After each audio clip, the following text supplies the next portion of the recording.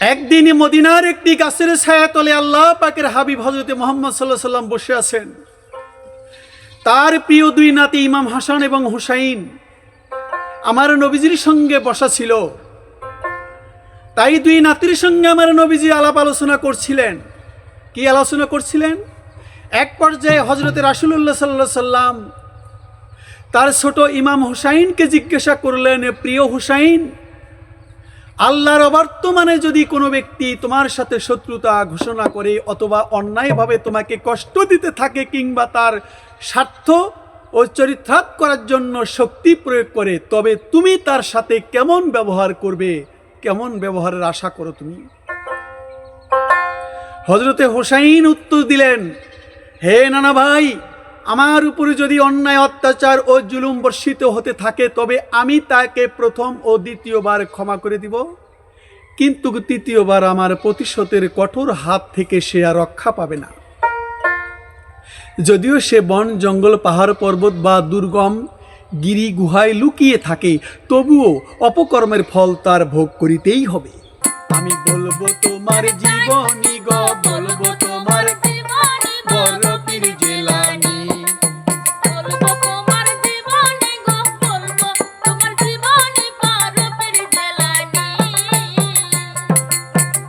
এরপর দিন রাসূলুল্লাহ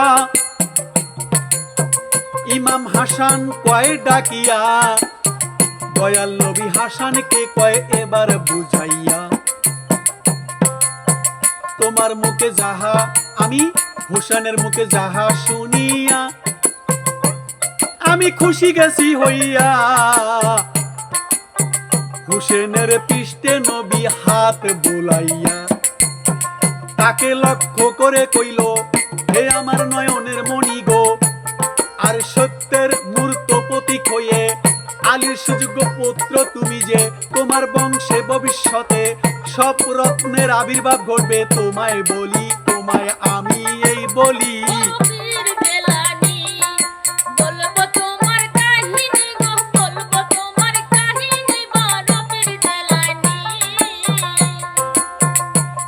ইমাম হোসেনকে আশীর্বাদ করে, তোমারই বংশেতে একজন রত্নের জন্ম হবে শেষ নগরী, তারা প্রত্যেকেই হবে একজন ইমাম, তারা প্রত্যেকেই হবে একজন ইমাম আমার বংশের তালিকি।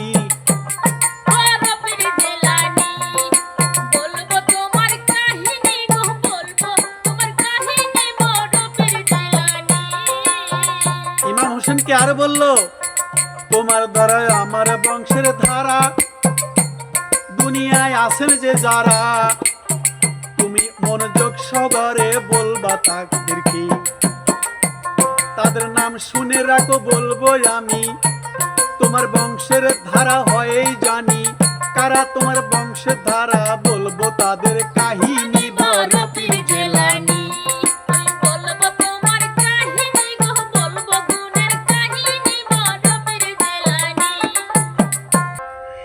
একের পর এক কারা কারা তোমার বংশের ভিতরে আসবে আমি তার নাম এখনই তোমাকে বলে দিচ্ছি, শোনো। ইমাম হোসেন কয়না নামিয়া বলেন, তখন বলল, তোমার বংশের ধারাটা চলে যাবে কোথায়? রত্নমালা যারা ইমাম হবে তাদের নাম আমি বলি, তুমি শুনে রাখো।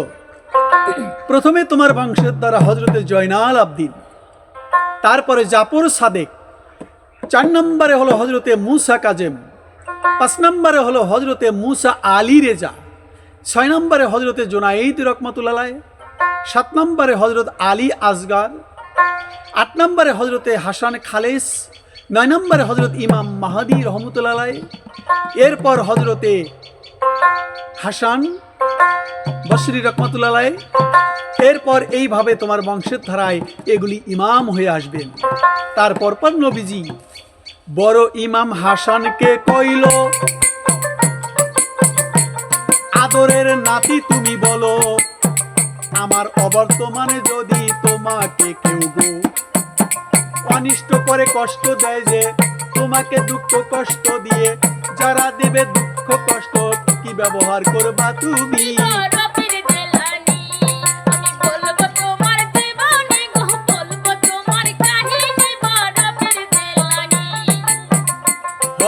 হাসান বলিল, নানা ভাই কথা এবার শুনিল, অন্যায় আচরণকারীদের ক্ষমা সুন্দর দৃষ্টি।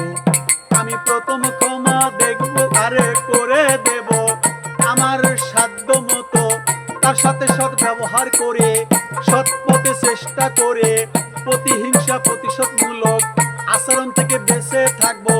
তারপর যদি সে না বুঝিবে গো, তারপরে আমি তার প্রতি আর না খুশি হব, যদি বলবো বলবো তারই কাহিনী বড় পীর জেলানী। আমি বলবো তোমার কাহিনী গো, বলবো তোমার জীবনে বড় পীর জেলানী। ইমাম হাসান বললেন, ইয়া রাসূলুল্লাহ, নানা মিয়া, আমি আপনার কথা শুনে খুশি হলাম,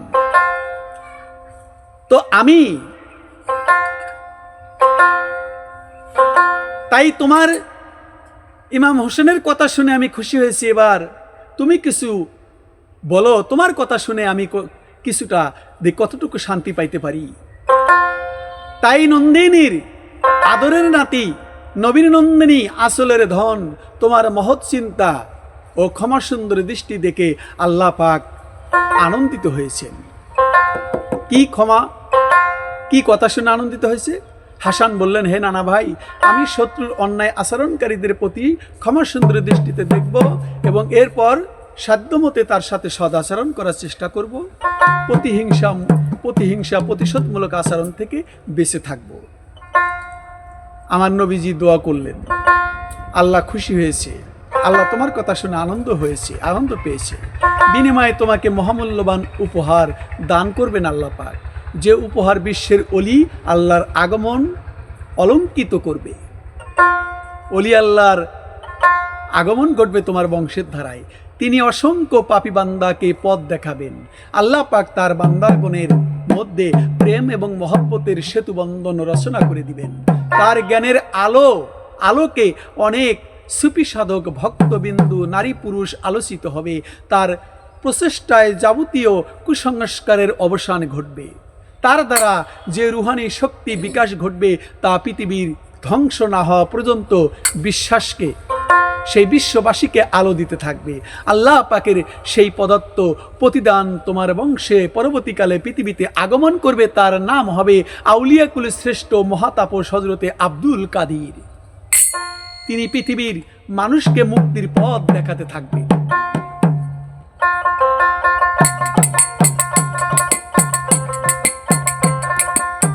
নবীজি বড় পীরের কথা অনেক আগে গেছে বলিয়া, ইমাম হাসানের বংশে বড় পীর আউলিয়া। হোসেনের বংশে আসিবে যারা, তারা ইমামে আউলিয়া। এই বংশের ধারা আই চলিয়া তাদের কাছে যাইনি।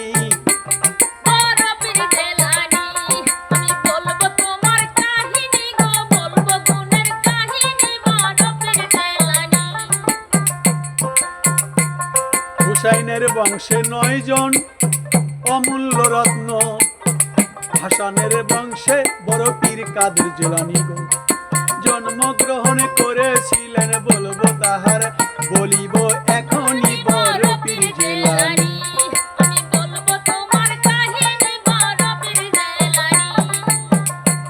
হযরত আলী বর্ণনা, হযরত আলীর বর্ণনায় বলছেন রাসূল আল্লাহ কোন এক সময় মহান আল্লাহ পাকের দরবারে তাই হাত উঠাইয়া আরজ করলেন,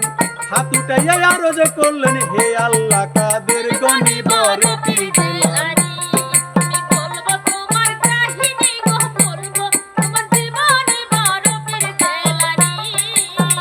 হযরত আলী বর্ণনা করেন, আমি একদিন রাসূল পাকের কাছে গিয়েছিলাম। রাসূল পাক আল্লাহর দরবারে হাত উঠিয়ে আরজ করলেন, হে আল্লাহ, তুমি আমার সেই প্রতিনিধির উপর রহমত করুণা বর্ষণ করো যে আমার পরে দুনিয়াতে আগমন করবে এবং হাদিস সঠিকভাবে বর্ণনা করবে আর আমার তরিকাকে পুনর্জীবিত করে মৃত্যু প্রায় ইসলামকে নবজীবন দান করবে। হযরত রাসূলুল্লাহ সাল্লাল্লাহু আলাইহি সাল্লাম ইমাম হাসানের নির্জনে বসে আল্লাহ পাকের ধ্যান করেছিলেন। কে? ইমাম হাসান নির্জনে বসে আল্লাহ পাকের ধ্যান করছিলেন। নির্জনে, কে? ইমাম হাসান এবং আমার নবীজি গোপনে ধ্যান করছিলেন নির্জনে বসে। তাই তিনি ফানাফিল্লা মোরাকাবায় মগ্ন হয়ে দেখলেন আল্লাহ পাকের আরশের ডান পাশে এক উজ্জ্বল শিখা কিরণ দান করেছে।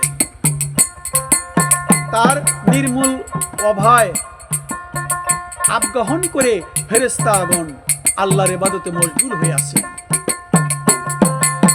জিজ্ঞাসা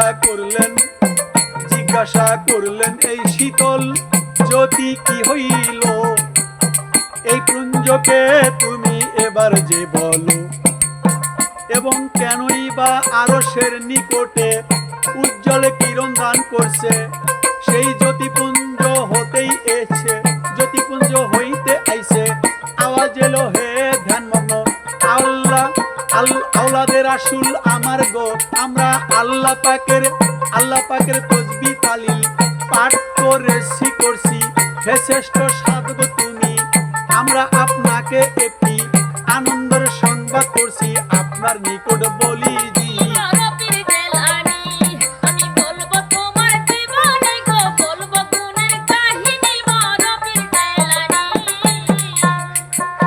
এই যে নির্জনে ইমাম হাসান দেখছেন, হাসান রহমাতুল্লাহ আলাইহি দেখছেন, কি দেখছেন? ওই জ্যোতি উজ্জ্বল কিরণ দান করছেন। তাই বলল, ধ্যান মগ্ন আওলাদের রাসূল, আমরা আল্লাহ পাকের তসবিহ তাহলিল পাঠ করছি। হে শ্রেষ্ঠ সাধক, আমরা আপনাকে একটি আনন্দ সংবাদ প্রদান করছি, আপনার ছোট ভাই হুসাইনের বংশে 9 জন ইমাম জন্মগ্রহণ করবে এবং আপনার বংশে আল্লাহ পাকের এক বিশেষ বন্ধুর জন্মগ্রহণ করে ইসলামের গৌরব বৃদ্ধি করবেন। এবং এই আনন্দ সংবাদের লোকেই হলেন বড় পীর হযরত আব্দুল কাদের জিলানী। এটা ইমাম হাসান নির্জনে ধ্যানের ভিতরে মোরাকাবায় গিয়ে জানতে পেরেছিলেন।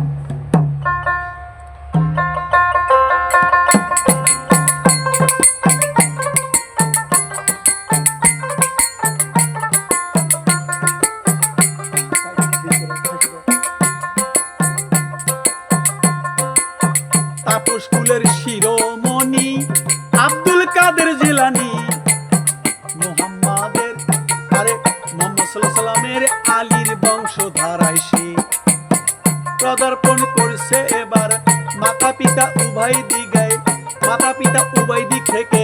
হযরত মুহাম্মদ মুস্তাফা যে রক্তধারায় মিশ্রিত আছে, পুণ্যবান পিতার বংশ উপরে দিলাম ভালো, ধীরে ধীরে বলবো আমি আমার বড় পীর জিলানী।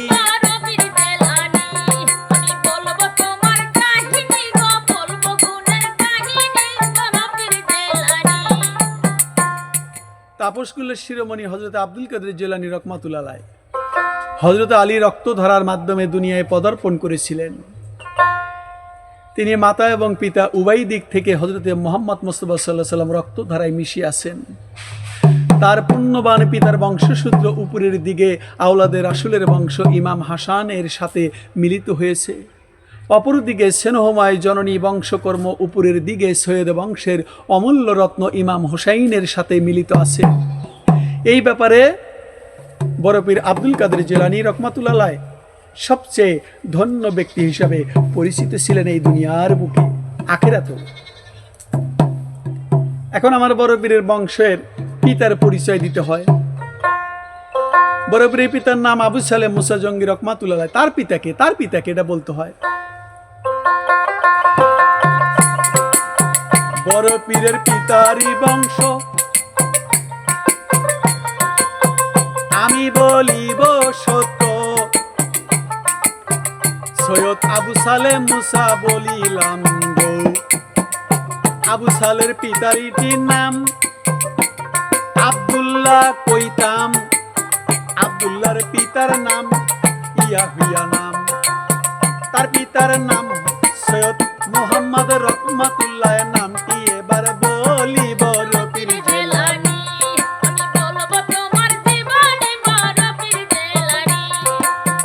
এবার হযরত মুহাম্মদ রহমাতুল্লাহ পিতার নাম, তার পিতার নাম দাউদ তাই, তার পিতার নাম সৈয়দ,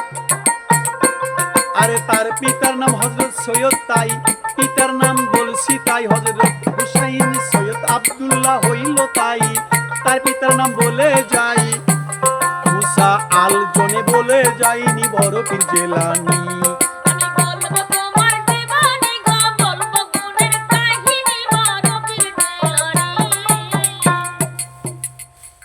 পিতার নামগুলো হলো, বড় পীরের দাদার নাম হলেন কি, বড় পীরের পিতার নাম হলেন হযরত সৈয়দ আবু সালে মুসা, দাদার নাম বড় পীরের হলেন আবু আব্দুল্লাহ, আবু আব্দুল্লাহর পিতার নাম হযরতে ইয়াহিয়া, তার পিতার নাম হযরতে মুহাম্মদ রহমাতুল্লাহ আলাইহি, তার পিতার নাম দাউদ রহমাতুল্লাহ আলাইহি, তার পিতার নাম হযরতে সৈয়দ রহমাতুল্লাহ আলাইহি, তার পিতার নাম হযরতে সৈয়দ আব্দুল্লাহ সৈয়দ রহমাতুল্লাহ আলাইহি, তার পিতার নাম হচ্ছে মুসা আল জনে রহমাতুল্লাহ আলাইহি, তার পিতার নাম হযরতে সৈয়দ আব্দুল্লাহ আল মঞ্জে রহমাতুল্লাহ আলাইহি, তার পিতার নাম হচ্ছে হযরতে সৈয়দ হাসান মুসান্নাহ রহমাতুল্লাহ আলাইহি। এইভাবে সৈয়দ বংশের ভিতরে ইমাম হাসান মা ফাতেমার ছেলে, সেই পিতার নাম হযরতে হাসানের পিতার নাম হযরতে আলী।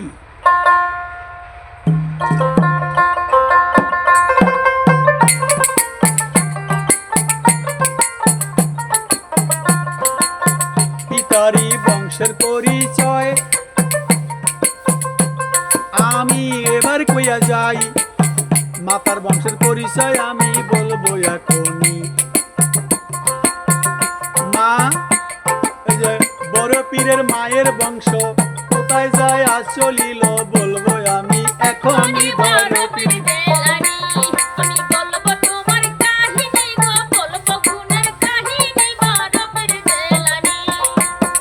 আব্দুল কাদের জিলানীর মাতা উম্মুল খায়রুল ফাতেমা বংশের সাথে মিশে গেছেন মিশিয়া। উম্মুল খায়রুল মা ফাতেমা আর নবীর বেটি ফাতেমার সাথে যাইয়া মিশে গেছে মায়ের বংশ আপনাদের দেই কইয়া। এবার শুনবেন বাইরে আসল কথা, শুনবেন বাইরে আসল কথা, আছেন যারা জ্ঞানী গুণী।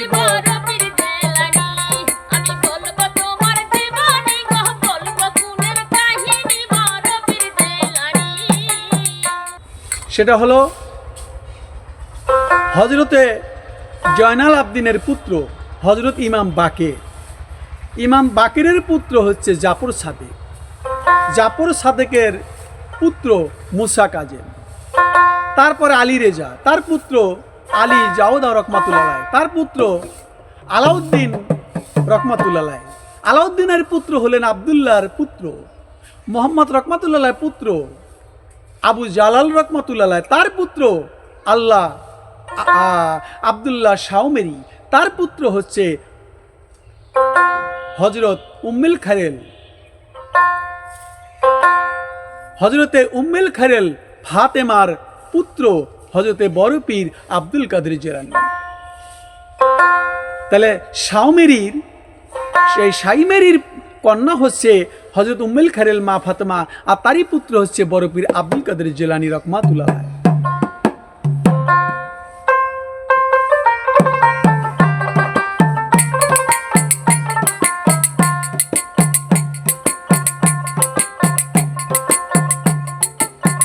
এইভাবে এবার মাতার বংশের দিক দিয়া বড় পীর আউলিয়া 15তম অধ্যস্তন পুরুষ গেছে বলিয়া। আর পিতার নাম সালেহা জানি আবু সালে জঙ্গি, মাতার নাম আবু উম্মুল খায়রুল ফাতেমা তিনি। আরে মাতা পিতা দুজনেই বংশ হযরত আলী। আমার মা ফাতেমার বংশধর, মা ফাতেমার বংশধর। অন্যদিকে ফাতেমা বলল তার আব্দুল্লাহ হযরত খাদিজাতুল কুবরার নাম, এর কন্যা এটা ছিল মা ফাতেমা। আলীর দাদা ছিলেন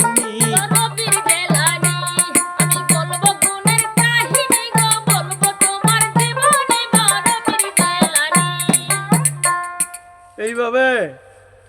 চলে গেছে সৈয়দ বংশ অর্থাৎ কুরাইশ বংশের কাছে, হাশিমি বংশের কাছে। এনারা দাদা ছিলেন আব্দুল মোতালিব নবীজির, হজরত আলীরও দাদা ছিলেন আব্দুল মোতালিব। তাহলে আলীর ছেলে ইমাম হোসেন হাসাইনের বংশে যারা আসলো তারা ওই বংশেরই। হজরত রাসূলুল্লাহ সাল্লাল্লাহু আলাইহি সাল্লামের দাদা আব্দুল মোতালিব ছিলেন, সবাই আমরা জানি। এবার পিতা মাতার উভয়েরই পরিচয়। গাউসুল আজম বড় পীর আব্দুল কাদের জিলানী রহমাতুল্লাহ মাতা এবং পিতা দুজনেই ছিলেন মহান আল্লাহ পাকের প্রিয় বান্দা। তারা দুজনেই ছিলেন হযরত আলী রহমাতুল্লাহর বংশধর। শুধু বংশধর ছিলেন না, তারা উচ্চমানের তাপস ছিলেন। তারা সম্পূর্ণরূপে শরীয়তের অনুসারী ছিলেন। হযরত আব্দুল কাদের জিলানীর পিতা হযরত আবু সালেহ মুসা ছিলেন আল্লাহর একজন ওলি। তিনি এক উচ্চমানের আল্লাহ ভক্ত ছিলেন।